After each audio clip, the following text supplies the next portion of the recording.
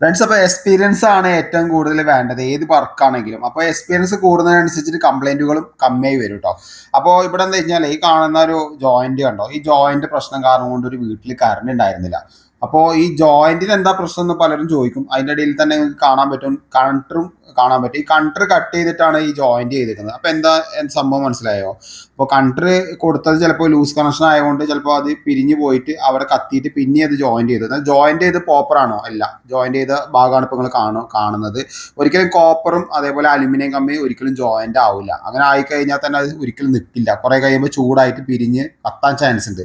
ഇങ്ങനെയൊക്കെ തന്നെയാണ് ബിൽഡിങ്ങുകൾ കത്തുക, അല്ലെങ്കിൽ ഫാക്ടറികൾ കത്തുക. പല പ്രശ്നങ്ങളും ഉണ്ടാകുന്നത് ഇതേപോലത്തെ ജോയിന്റും കാര്യങ്ങളൊക്കെയാണ്. അപ്പോൾ കറക്റ്റായിട്ടുള്ള കാര്യങ്ങളൊക്കെ വെച്ചിട്ട് വേണം അത് ജോയിന്റ് ചെയ്യാൻ. ശരിക്കും പറഞ്ഞാൽ അങ്ങനെ ഒരു ജോയിന്റ് അവിടെ കൊടുക്കേണ്ട ആവശ്യം വരുന്നില്ല. അപ്പോൾ എന്തിനാണ് ഇങ്ങനെ ജോയിന്റ് കൊടുത്തതെന്ന് എനിക്കൊരു പിടുത്തമല്ല കേട്ടോ. അപ്പോൾ നമ്മൾ കടയിൽ പോയി ഒരു കണ്ടർ വാങ്ങിക്കൊടുന്ന് എല്ലാം പ്രോപ്പറായിട്ട് ടൈറ്റ് ചെയ്തു, ആർ വൈ ബി കറക്റ്റായി കൊടുത്തു, ന്യൂട്രൽ കൊടുത്തു. അപ്പോൾ ഒരു ജോയിൻ ചെയ്യുന്ന ഭാഗം എന്ന് പറഞ്ഞു കഴിഞ്ഞാൽ ഒരു ഇടുക്ക് സ്ഥലത്താട്ടോ. അപ്പോൾ ഞാൻ ഇവിടുന്ന് വാങ്ങിയ ഒരു സർവീസ് കോസ്റ്റ് 800 റുപ്യാണ്. 100 റുപ്യ സാധനത്തിനായി. അപ്പോൾ അവിടെ 900 റുപ്യ വന്നു കേട്ടോ. അപ്പോൾ കസ്റ്റമർ 100 കൂടി കൂട്ടി 1000 റുപ്യ റൗണ്ടാക്കി തന്നു കേട്ടോ.